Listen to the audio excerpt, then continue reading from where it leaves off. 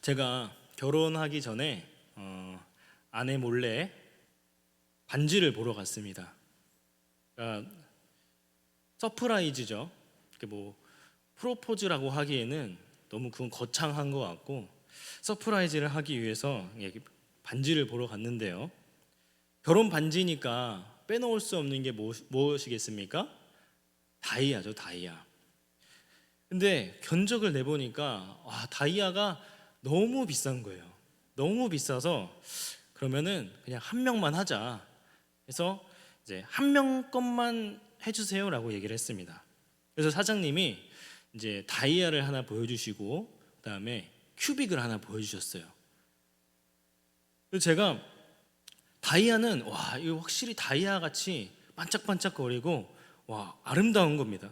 근데 옆에 있는 큐빅은 확실히 좀 뭔가 빛도 안 나고 그냥 돌멩이 같아 보이는 거예요.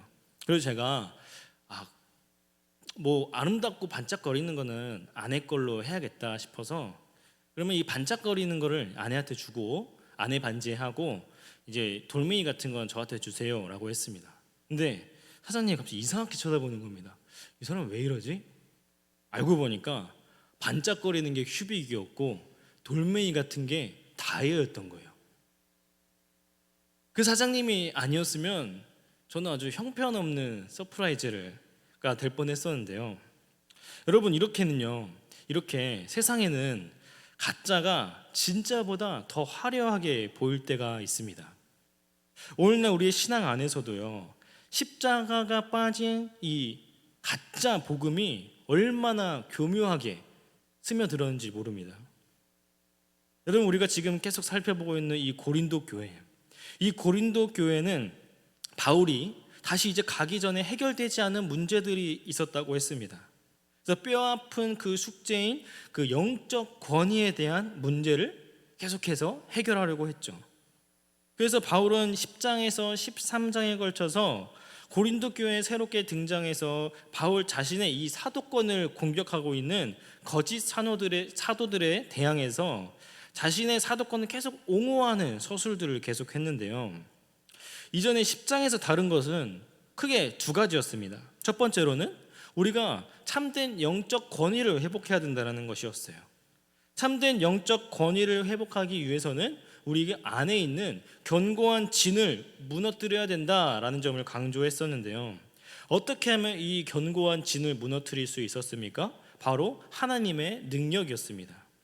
하나님의 능력으로 말미암아 우리 안에 견고한 진이 무너질 때 그 자리에 그리스도의 평강이 들어오고 내 고집이 항복할 때 진정한 자유가 시작된다라는 점을 통해서 바울은 거짓 사도들의 이 진리를 반박하고 사도권을 변호했습니다. 두 번째로는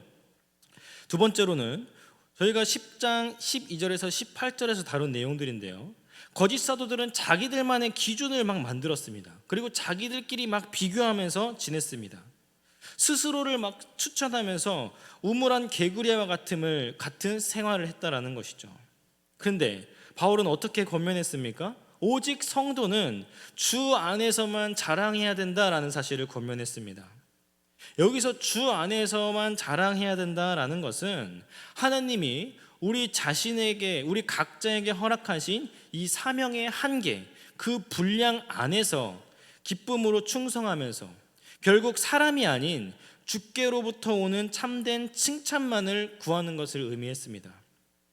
따라서 우리는 세상의 잣대에서 자유로워지면서 잘하였도다 착하고 충성된 종아라는 주님의 칭찬을 바라며 오늘 우리에게 주신 삶의 자리에서 묵묵히 충성해야 된다라는 점을 강조했죠.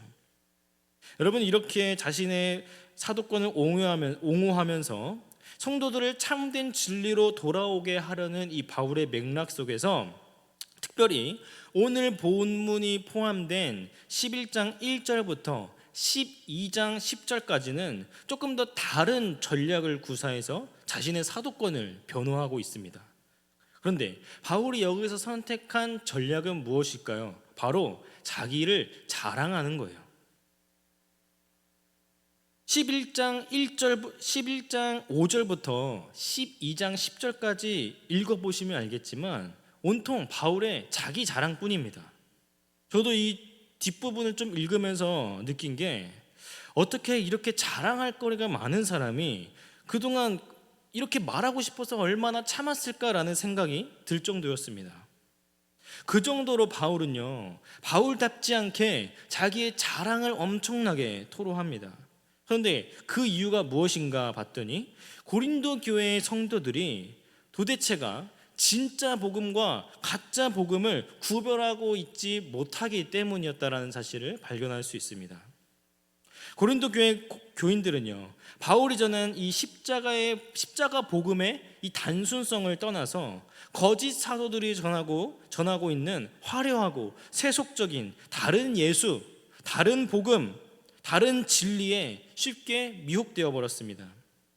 이에 바울은 이들의 어리석음을 일깨우고 또 영혼을 향한 이 목자의 애끓는 심정으로 이들이 다시 그리스도를 향한 진실함과 깨끗함으로 돌아오기를 의도했기 때문에 어쩔 수 없이 자기 자랑을 토로할 수밖에 없었다라는 것이죠.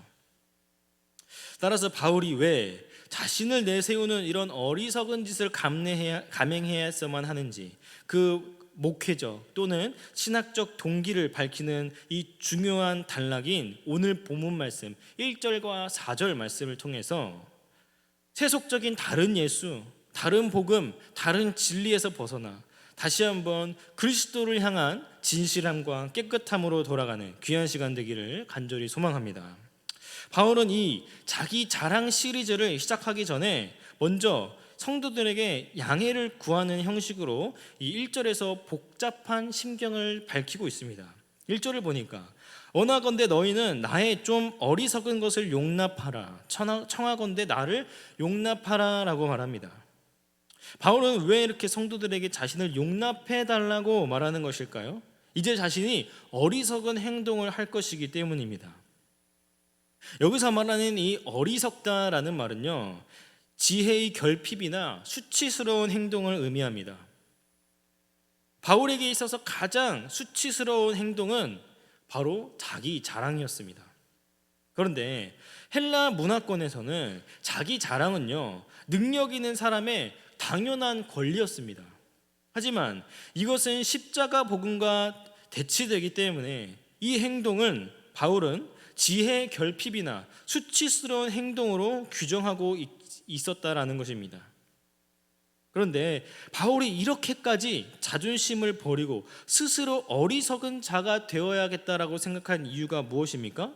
바로 고린도 교회에 있는 성도들이 다른 복음에 빠져서, 가짜 복음에 빠져서, 화려한 복음에 빠져서 죽어가는 것을 볼 수가 없었기 때문이었습니다. 이렇게 양해를 구한 이후에 2절에서는 진짜 자기 자랑을 하는 목적에 대해서 설명합니다. 2절을 보면 내가 하나님의 열심으로 너희를 위하여 열심을 내노니 내가 너희를 정결한 처녀로 한 남편인 그리스도께 드리려고 중매함이로다 라고 말합니다. 여러분, 이 2절에 있는 이 문장에는요, 사실 현재부터 이 종말까지 아우르는 굉장히 심오한 내용을 함축하고 있는 문장입니다. 왜 그런지 하나하나씩 살펴보도록 하겠습니다. 바울은 먼저 자기 자랑이라는 이 바보 같은 짓을 주저하지 않았던 이유는 무엇이냐면은 그 고린도 교회를 향한 어떤 열심이 있었기 때문이다 라고 말해요. 그런데 여기서 말하는 이 열심은요, 헬라어로 젤로라고 하는데 질투하다라는 의미를 가집니다. 보통 성경에서 이 단어를 사용할 때는 문맥에 따라서 부정적인 의미로도 사용할 때가 있고 긍정적인 의미로 나누어서 해석되곤 하는데요, 보통 하나님을 부를 때는 긍정적인 의미로 사용이 됩니다. 예를 들어 출애굽기 20장 5절을 보면은 하나님을 자기 자신을 질투하는 하나님이다 라고 부릅니다. 이것이 바로 긍정적 의미의 대표적인 예라고 볼 수 있습니다. 따라서 여기서 말하는 이 질투는요, 긍정적인 의미로서 사랑이라는 표현을 조금 더 강화시켰다라는 의미를 가지고 있습니다. 여러분, 보통 우리가 어떤 대상을 너무나도 끔찍이 사랑한다면 어떻게 된다고 합니까? 바로 눈먼 바보다라고 표현하지 않습니까? 그래서 주변 너무 이 사랑하는 대상을 너무나도 사랑하면은 주변에서 아 진짜 너 진짜 바보 같다 왜 그러냐 라고 하지 않습니까? 그런데도 우리는 어떻습니까? 사랑에 눈이 멀어서 끝까지 그 일을 해내고 맙니다. 바울이 지금 긍정적인 의미에서의 이 질투도 그런 상태에 있다라는 겁니다. 그러면 바울이 이 질투, 사랑에 너무나도 눈이 멀어서 질투와 같은 마음으로 고린도 교회 성도들을 위해서 꼭 해내려고 애쓴 마음은 무엇입니까? 2절 하반절을 보면 알 수 있습니다. 내가 너희를 정결한 처녀로 한 남편인 그리스도께 드리려고 중매함이로다 라고 말합니다. 여러분 요즘에는 결혼을 중매한다라고 하면 보통 어떻습니까? 그냥 만남을 이어주기만 하면 이 둘이 결혼을 하든 말든 신경 쓰지 않습니다. 그런데 이 시대에는 달랐습니다. 고대 이때 당시에는 중매인은 단순히 사람만 소개해 주는 것이 아니라 사람을 소개한 시점부터 약혼 그리고 결혼식이 올릴 때까지 신부가 순결을 유지해서 신랑한테 완전하게 깨끗한 상태로 인도되도록 보살피고 보증하는 막중한 법적 또는 도덕적 책임자였습니다. 그러니까 바울이 지금 간절히 원하는 것은 무엇입니까? 고린도 교회의 영적인 중매자로서 고린도 교회 성도들이 안전하게 하나님께 인도되도록 하는 것, 이것이 바로 바울이 그토록 해내고 싶었던 일이라는 겁니다. 여러분 제가 2절 이 문장 한 문장에는 현재부터 종말까지 아우르는 굉장히 심오한 내용을 함축하고 있었다고 했는데요. 그 이유가 바로 여기에 있습니다. 여러분 구약에서 하나님과 이스라엘은요 종종 남편과 아내의 언약 관계로 묘사가 됩니다. 그런데 신약에 와서 우리의 정체성을 어떻게 설명합니까? 성도는 이미 그리스도와 약혼한 상태라는 사실을 드러내고 있습니다. 결국 우리가 사는 이 세상은요 그 결혼식, 이 그리스도가 오실 날을 기다리는 약혼 기간이라는 거죠. 여러분 이미 약혼을 한 상태인데 상대방이 다른 사람과 손을 잡고 있는 모습을 상상해 보십시오. 이거는 화가 나는 것을 떠나 얼마나 큰 배신감에 휩싸이겠습니까?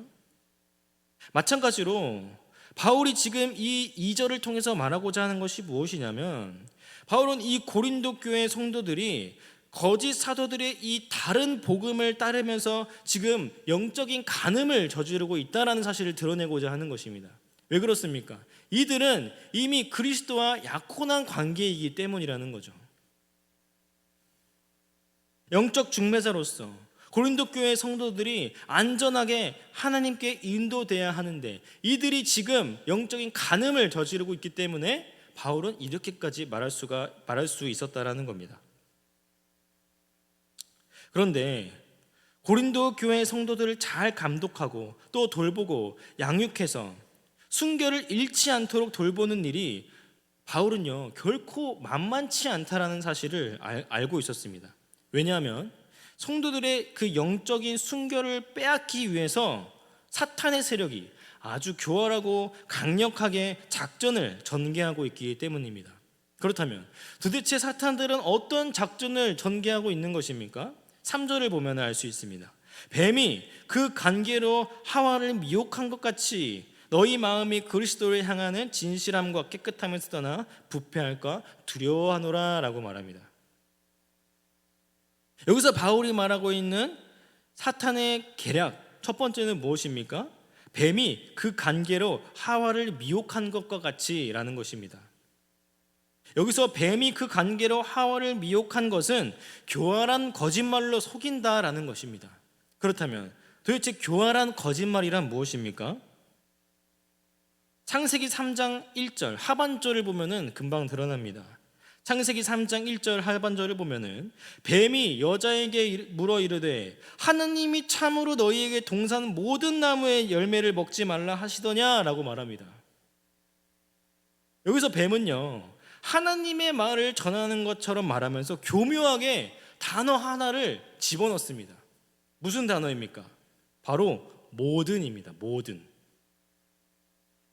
하나님은 분명히 이렇게 말씀하셨습니다. 창세기 2장 16절을 말씀을 보면 여호와 하나님이 그 사람에게 명하여 이르시되 동산 각종 나무의 열매는 내가 의미로 먹되 선악을 알게 하는 나무는 먹지 말라. 내가 먹는 날에는 반드시 죽으리라 하시니라. 여러분, 이 하나님의 명령 안에 모든이라는 단어가 있습니까? 없습니다. 하나님은 모든 나무의 열매를 먹지 말라고 하지 않으셨습니다. 그런데 뱀은 이 모든이라는 말을 넣으면서 하와에게 어떤 대답을 요구하는 것이냐면은 그건 아닌데? 라는 생각을 하게끔 혼란을 주고 분별력을 떨어뜨리고 있다는 것이죠. 하와가 분별력을 잃었다, 혼란스러운 상태에 있다는 사실은 창세기 3장 2절 3절을 통해 알 수 있습니다. 2절 3절 말씀을 보면 여자가 뱀에게 말하되 동산 나무의 열매는 우리가 먹을 수 있으나 동산 중앙에 있는 나무의 열매는 하나님의 말씀에 너희는 먹지도 말고 만지지도 말라 너희가 죽을까 하노라 라고 하셨느니라 라고 말합니다.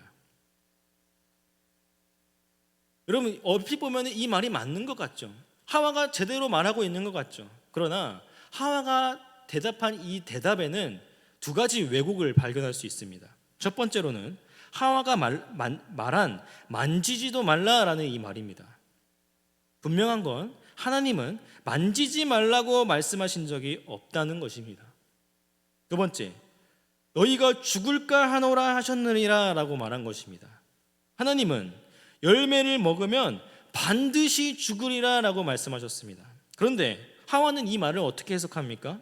죽을지 안 죽을지 난 잘 모르겠다 라는 식으로 해석을 합니다. 이렇게 분별력을 잃은 모습을 보이니까 뱀이 마지막 결정타를 날립니다. 창세기 3장 4절입니다. 뱀이 여자에게 이르되 너희가 결코 죽지 아니하리라. 여러분, 하와가 뱀에게 넘어간 그 시발점은 무엇입니까? 뱀이 교묘하게 말한 이 모든이라는 단어입니다. 여기서 중요한 건 이것입니다. 하와는 분명히 동산의 열매 중에서 딱 하나 선악과를 먹어서 안 된다라는 사실은 알고 있었습니다. 이 말은 반대로 그 하나 빼고는 다 먹을 수 있다는 말입니다. 그런데 하와가 여기서 초점을 맞춘 건 무엇이냐면은 하나님이 그 선악과 하나를 제외한 모든 나무를 우리에게 주셨다라는 사실을 기억하고 있는 것이 아니라 이 모든 나무 중에서 하나를 먹지 말라는 그 선악과 하나에 집착하고 있었다라는 것이죠. 지금 바울이 말하고자 하는 것, 뱀이 그 간계로 하와를 미혹한 것의 핵심이 바로 여기에 있습니다.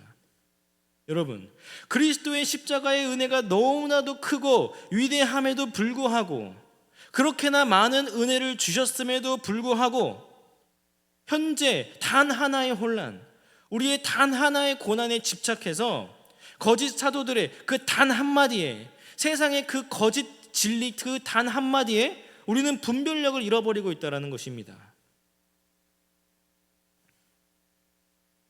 이것이 바로 타락의 시작이죠. 여러분, 이러한 타락의 모티브는요, 구약의 이스라엘이 광야와 가나안에서 하나님의 그 단순한 그 언약법을 버리고 화려하고 풍요로워 보이는 이 바알과 아세라의 종교에 미혹되어 영적 간음을 저지른 역사와 같이 성경 전체에서 지금 회자되고 있는 것이 아닙니까?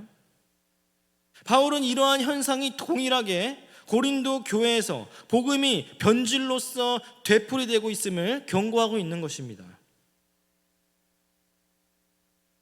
여기서 우리 창세기 3장의 말씀을 통해서 사탄이 또 하나의 어떤 계략을 가지고 우리에게 접근하고 있는지 한 가지만 더 살펴보려고 합니다.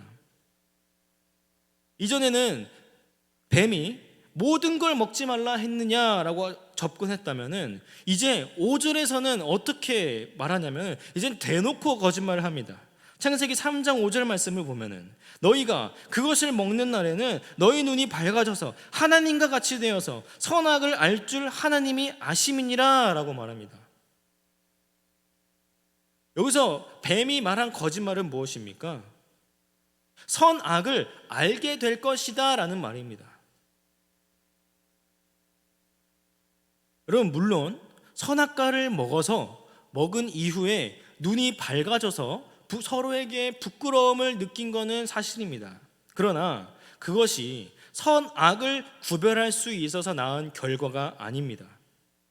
결론부터 말하자면 이 아담과 하와는 이미 선과 악을 알고 있었습니다. 무엇입니까? 이 나무를 먹지 않는 것이 선이고 나무를 먹는 것이 악이었습니다. 이 말은 하나님의 말씀에 순종하는 것이 선이고 하나님의 말씀을 거역하는 것이 악이라는 겁니다. 다시 말하면 열매를 먹기 전에는 내가 선과 악을 구별할 수 없었다가 열매를 먹고 나니까 내가 선과 악을 구별할 수 있었다가 아니라 여기서의 핵심은 하나님의 명령에 순종하는 게 선이고 거절하는 게, 불순종하는 게 악이라는 것입니다. 따라서 이들은 이미 선과 악을 알고 있었습니다.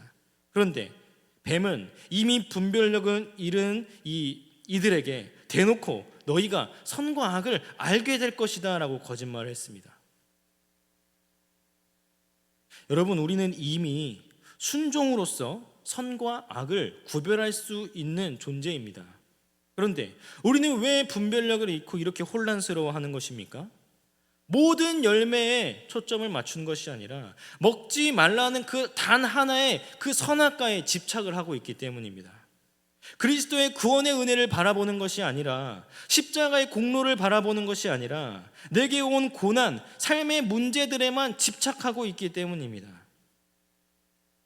그래서 세상에서의 세련된 자기 개발의 논리, 재정 축복이나 법칙, 화려한 마케팅이 섞인 복잡하고 이런 세련된 기독교에 우리는 쉽게 마음을 빼앗깁니다. 그런데 그것이 우리의 영혼을 썩게 만드는 사단의 관계인지도 모르는 채 말입니다. 바울이 3절 하반절에서 너희의 마음이 그리스도를 향한 진실함과 깨끗함에서 떠나 부패할까 두려워하노라 라고 말한 이유가 바로 여기에 있습니다. 거짓 사도들은 십자가의 복음은 너무 투박하고 유치하다며 율법의 규정들과 헬라의 고등 철학들, 신비한 체험들을 잔뜩 섞은 복잡하고 화려한 신학을 제시했습니다. 이에 고린도 교회 성도들은 그것이 더 깊이 있는 진리인 줄 알고 매료되었습니다. 그러나 바울이 단호하게 이것은 사단의 미혹은 복음을 복잡하게 가공하며 그리스도를 향한 깨끗함과 진실함을 깨트리는 것이다 라고 강조합니다. 여러분, 오늘날의 세상에서 우리에게 예수만 믿어서 되느냐, 스펙도 쌓고 돈도 많아야지, 십자가를만 주장하는 건 너무 구식이다, 단조롭다 라는 말을 교묘하게 섞어서 우리를 유혹합니다. 그러나 복음의 능력을 잃어버리게 만드는 이 세련된 가짜 복음에 속지 말아야 할 것입니다. 비록 우리는 쉽게 겪는지라는 부정한 신부일지라도 우리의 참된 신랑이신 예수 그리스도는 우리를 위해 십자가에서 가장 연약한 모습으로 자신의 생명을 내어주심으로 우리의 불결함을 씻으셨습니다. 우리가 회복되어야 할 신앙은 내 죄를 위해 피 흘리신 예수 그리스도 한 분만으로 충분하다라는 믿음과 순결함을 잃지 않고 진실함과 깨끗함으로 다시 오실 그 신랑을 마주하는 것임을 믿으시길 바랍니다. 말씀을 맺겠습니다. 우리를 살리는 복음의 본질은요, 눈이 휘둥그레지는 화려한 스펙이나 세상의 성공 방식에 있지 않습니다. 복음은 너무나 명쾌하고 투박합니다. 예수 그리스도께서 내 죄를 위해 십자가에서 피 흘려 죽으셨고 그분을 믿는 자마다 영원한 생명을 얻는다. 이것이 전부입니다. 이 단순한 진리 안에 온 인류를 살리는 영원한 생명이 있는 것입니다. 그러나 우리는 어떠합니까? 십자가의 복음의 이 위대하고 거룩한 이 단순함에 어느새 실증을 내고 있지는 않습니까? 4절에서 바울이 피를 토하듯이 외쳤던 그 뼈아픈 반어법이 오늘 우리 잠들어 있는 영혼을 향한 하나님의 엄중한 책망으로 들려야 할 줄 믿습니다. 4절 하반절을 보면은 너희가 받지 아니한 다른 복음을 받게 할 때에는 너희가 잘 용납하는구나 라고 말합니다. 우리는 오직 그리스도 예수 그 한 분 남편에게만 바쳐진 거룩하고 정결한 신부입니다. 또한 하나님의 사랑은 우리가 세상 헛된 것에 눈길을 줄 때 활활 타오르는 그 거룩한 질투, 그 하나님의 열심이 있다라는 것입니다. 그 피 묻은 사랑을 받은 신부가 어찌 화려하게 포장된 거짓 복음에, 거짓 진리에 곁눈질하면서 영적 음행을 저지를 수 있겠습니까? 따라서 세상의 썩어질 가치관과 짝퉁 복음에 빼앗겼던 우리의 마음을 이제 거두어서 다시 오실 우리 신랑 예수 그리스도 앞에 예수 그리스도를 향한 진실함과 깨끗함으로 단장된 정결한 신부로서 당당히 서는 저와 여러분 되기를 간절히 소망합니다. 기도하겠습니다. 하나님, 우리가 세상의 거짓 진리와 또 가짜 복음에 매혹되어 그리스도를 바라보지 못하는 것들 이 시간 주님 앞에 온전히 내려놓습니다.